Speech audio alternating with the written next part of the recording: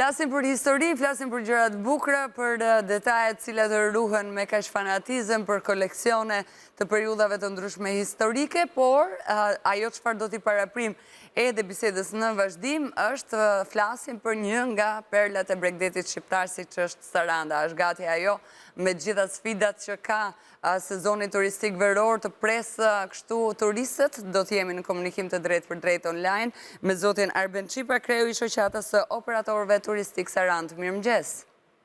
Ju përshëndes dhe faleminderit për ftesën. Mirëmëngjes zoti Çipa, faleminderit ju që jeni me ne në fakt për të folur për mbarvajtjen e sezonit veror. Pa diskutim kur vjen puna tek Maldivet shqiptare, vetëm që etiketohet si e tillë dhe që na bën krenar dhe që thith me qindra mijëra turistë nga mbar bota është Saranda. Po si është përgatitur ajo për këtë sezon veror? Sezoni veror për këtë vit ka filluar herët, prej muajit prill me shenje shumë të mira, premtuese. Në fakt muaji maj nuk na rezultoi tillë dhe vazhdon qershori, le të themi në nivele jo fort të mira ashtu siç ne prisnim. Megjithatë ka një javë që situata ka ndryshuar në lidhje me numrin e turistëve, në lidhje me punësitë turistike, por ajo që ka shumë interesante, ndoshta për publikun, është se ka ndryshuar tipologjia e turistit dhe i referohemi turistit moshës së re. Po, dhe si ka ndryshuar tipologjia, tani ju thatë që nuk jeni shumë të kënaqur për shkak se ka një vonesë ndoshta të nisjes së turistëve, megjithatë në përshtypjet ndërkombëtare, Ksamili vijon të konsiderohet si Maldivet e Europës.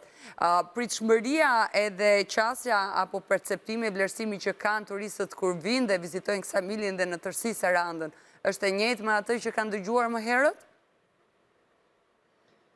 Në fakt është në favorin ton, fakti që reputacioni i hershëm i Shqipërisë ka qenë një reputacion i cili nuk ka qenë ndim të destinacionit ton, por për fatin ton të mirë pas një nate shumë të errët vjen një ditë shumë e pastër dhe ai reputacioni keq është kthyer tashmë në një, le të themi, një opinion pozitiv ku turistët të cilët e shkelin Shqipërinë ngelen të surprizuar në përgjithësi nga ana vizuale dhe ata janë, le të themi, faktorë kryesor të cilët bëjnë një reklam të qëndrueshme dhe të sigurt për sa i përket destinacionit tonë.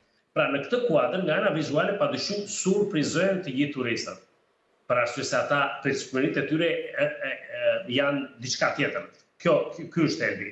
Në lidhje me çështjen e organizimit të Ksamilit, Sarandës apo edhe të zonës së Bregdetit, ku personalisht e shkel pothuajse çdo ditë, do thoshja se infrastruktura në Ksamil nga ky vit sidomos ka ndryshuar dhe kemi një infrastrukturë të kohës, një infrastrukturë e cila i jep ngjyra, ofron ngjyra në destinacion, padyshim me atë kujdesin e veçantë që ka çdo subjekt apo çdo individ i cili është involvuar në turizëm, ka sjellë ndryshime e rrënjësore, si dhe infrastruktura e cila lidhet me pushtetin lokal apo pushtetin qendror ka ndryshuar totalisht. E njëjta gjë ka ndodhur edhe në Sarandë, ku më besoni, në rast se ju vitin e kaluar e kemi vizituar Sarandën, nga viti i kaluar me këtë vit kemi po ashtu një ndryshim total ndryshe në lidhje me infrastrukturën, me ato rrugicat e reja, me kaldrëmet e bukura, prezenca turistike padyshim me cila afron ngjyra të shumta në ditët e sotme, padyshim këto janë një shije mirë për të gjitha syt e vizitorit të huaj apo e vizitorit vendas. Por ajo çka unë theksova, dhe ndoshta ju se keni bërë pyetjen akoma në lidhje me turistin e moshës së re, kjo padyshim është gjë e bukur, gjë e mirë, janë të mirëpritur të gjitha kategoritë e turistëve. Por ajo çka është shqetësuese dhe këtë them dhe nga eksperjenca ime në vendet ku unë kam zhvilluar aktivitetin në vendet jashtë Shqipërisë, mosha e re nuk premton shumë për të ardhmen e turizmit.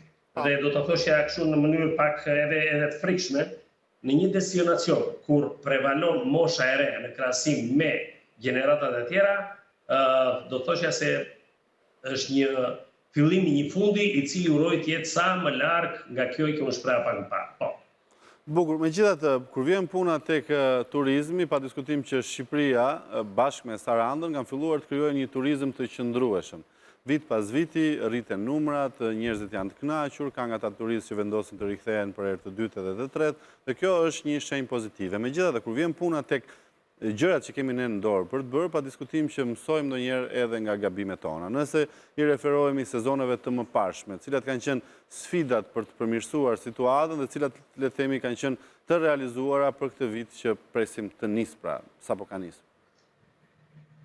Do t'jem shumë konciz dhe jam i qartë pa dyshim për koncizitetin tim në lidhje me infrastrukturën. Ajo që ka quhet infrastrukturë e cila preket nga të gjithë, shifet nga të gjithë dhe do të thoshja konstatohet nga të gjithë vizitorët. Infrastruktura lokale e brendshme dhe infrastruktura jashtë, le të themi, zonave turistike tashmë është totalisht e konsoliduar. Dhe kjo është e dukshme. Ndërsa për sa i përket disa shërbimeve të tjera të cilat lidhen jo me autoritetet, por lidhen me kulturën e subjekteve, me kulturën e qytetarëve ose të individëve të cilët jetojnë në këtë zona, aty kemi akoma punë për të bërë dhe kjo pastaj lë për ta diskutuar një herë tjetër se kur do të ketë ndryshuar kjo situatë. Pasi turizmi, përveç se fakti se kërkon eksperjenca, përveç se fakti se kërkon shërbim dhe një gjuhë të përbashkët, ashtu sikur se flitet në Maldive, ashtu duhet flitet edhe në Ksami, padyshim kemi një pjesë të individëve të konsiderueshëm në numër, të cilët nuk janë akoma ingranuar me atë që ka quhet qytet, shërbim turistik dhe veprojnë sipas mënyrës së tyre dhe jo ashtu sikur se kërkohet një destinacion turistik. Tani, zoti Qipa, ndajt njëjtin shqetësim me ju kur thoni se turistët e rinj janë ata cilët krijojnë probleme të një turizmit të qëndrueshëm, e bashkë me merakun dhe frikën tuaj.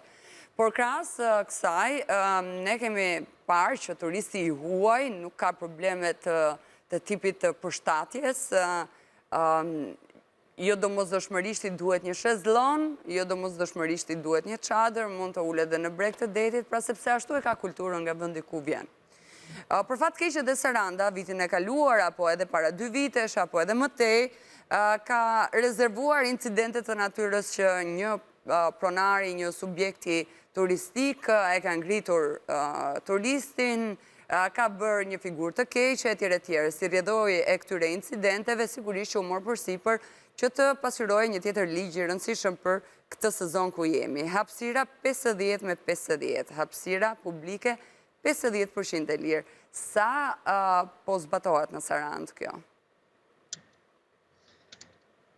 Do doja të isha i sinqert pasi edhe nga pozicioni që unë kam, por edhe fakti që përfaqësoj edhe subjekte të natyrës që ju përmendët, ju garantoj se ajo që kam mund të ndodhi dhe mund të bëhet në Sarandë në lidhje me hapësirat e plazheve, ajo që mund të bëhet aktualisht është realizuar.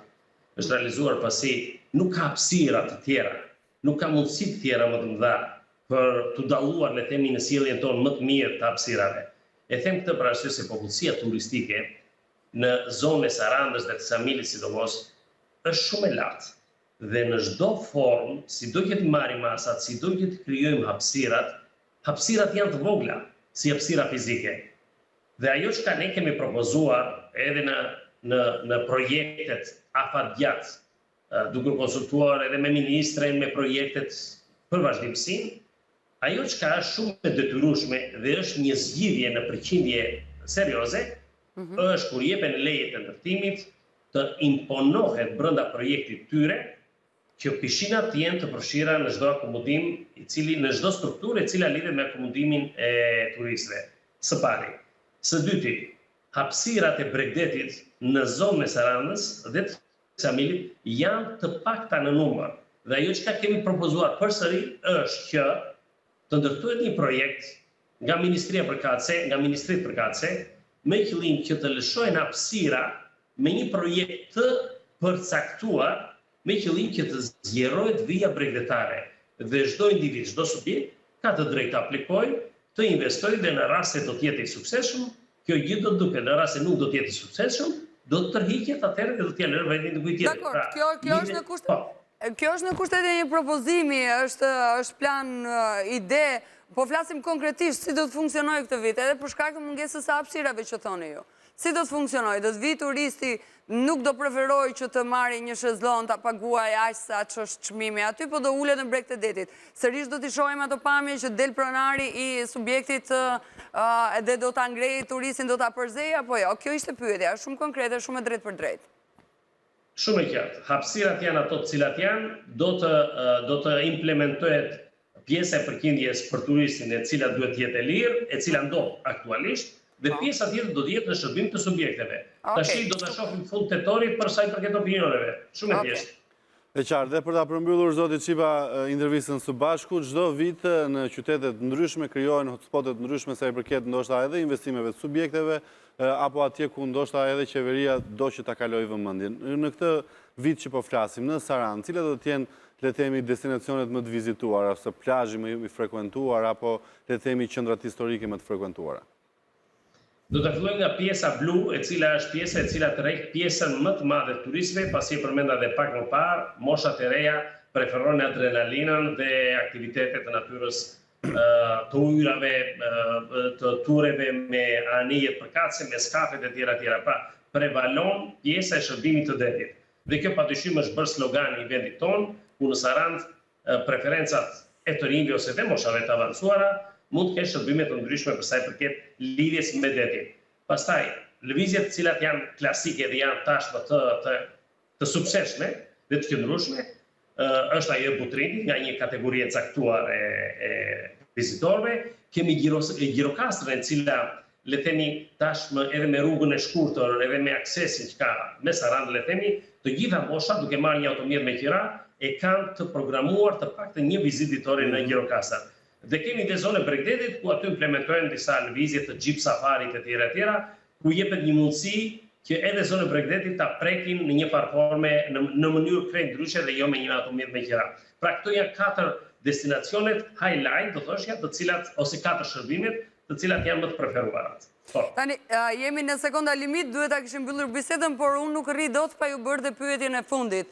Çdo vit një nga diskutimet më të mëdha janë edhe çmimet, madje çdo vit çmimet luhaten në mënyrë të frikshme.